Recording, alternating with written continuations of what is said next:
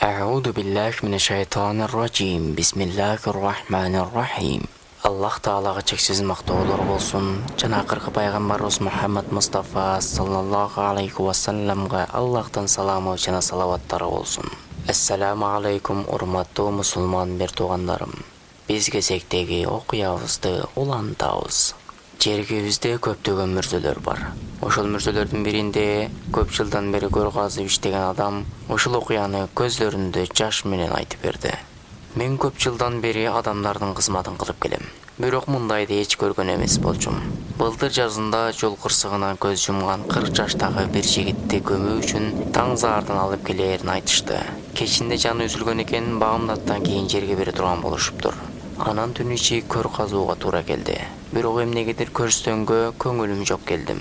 Эң кызыгы көрстөнгө келгенимде эч качан кылбаган ишимди кылып койгонумду билдим.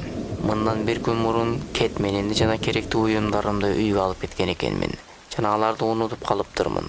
Барып алып келип көр казууга кириштим. Жер эмнегедир каттуу эле, жер казылбады. Күрөк кетменимди текшерип көрдүм. Баары жайында. Абалды жердин каттуулугуна жорудум. Кыйланым тартып калган жерди да казып көрдүм. Бирок жер таш болуп катып калгандай эле. Бир убакта жардамчыларым да келишти. Мен абалды түшүндүргөн элем, алар ишенбегендей болушту. Колумдагы кетменимди узатып, кана өзүңөр дедим. Алар да казууга аракет кылышты, бирок эч майнап чыкпады. Багымдат намазынан соң жаназа окулган сөөгүктү алып келишти. Мен болгон ишти имамга айтып бердим. Имам көзүнө жаш алып, сөөгүк ээлерине барып түшүндүрдү. Баарынын көзүнчө мындан бир нече саат мурун кылган иштерибиздин баарын кайталап бердик. Ошол жердегилердин баары бир чындыкты түшүнгөн эле.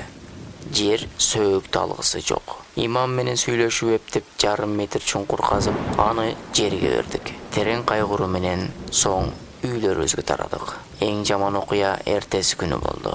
Мен башка бирөөлүк үчүн көр казып жатканымда ары жактан иттердин үнү угулуп калды. Барсам кечеки койгон сөөгүк сыртка чыгып калыптыр. Иттер болсо аны тытмалап салыптыр. Иттерди кубалап, ичегилери чубалып калган сөөгүктү дене боюм муздаган абалда коркуу менен кайрадан жерге жашырдым. Эртеси да иттер келиптир. Мен кечип келгендиктен эч нерсесин калтырбаптыр. Сиз мүрзө болуп калсын деп жерди казууга кириштим. Баягы 2 күн мурда таштай болуп катып калган жер пактадай жумшак болуп кеткен эле.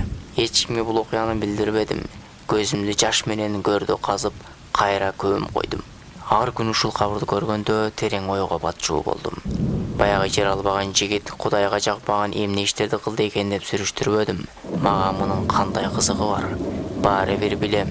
Же кумарпоз болгон, же зынаакор болгон, же ууру, же рекет, же тынбасын аракка мас болгон адам болгон. Мындан мага болгону үлгү керек. Эгер Аллах бендемди кабыл кылба десе, бүткүл дүйнөнү кыдырып чыксак да коёрго жер таба албай калышыбыз мүмкүн экен. Аллахтан чырайлуу абалда жан берип, кабырыбыз нурлуу болуусун сурап кетебиз. Урматтуу мусулман бертугандар, бул окуя кээ бирине таасир берип, кээ бирине таасир бербөөсү мүмкүн. Бирок инсан өмүрүнүн акыркы кадамдарында кандай абалда өлөөрүн билбейт. Бизди Аллах Тааладан жакшы өлүм насип этүүсүн тилеп калабыз. Ассаламу алейкум ва рахматуллахи ва баракатух.